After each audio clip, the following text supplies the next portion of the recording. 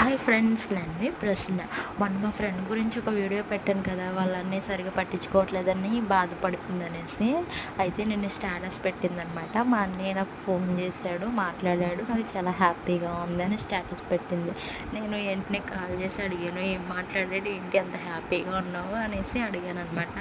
అడిగితే చెప్పింది, ఏం చేస్తున్నావు, తిన్నావా, సరిగా తిన్ను, సన్నగా అయిపోతున్నావు అయ్యి అని మాట్లాడాడంట. చాలా హ్యాపీగా ఫీల్ అయిందనమాట. అప్పుడు అంటుంది, వీడియో కనుక చూసుంటాడేమో అందుకే ఇంకొంచెం అలా అని మాట్లాడింది. చూసినా చూడకపోయినా వాళ్ళన్నీ అలా మాట్లాడేసరికి తనకి చాలా హ్యాపీగా అనిపించింది అనమాట. తను చెప్తుంటే నాకు కూడా చాలా హ్యాపీగా అనిపించింది.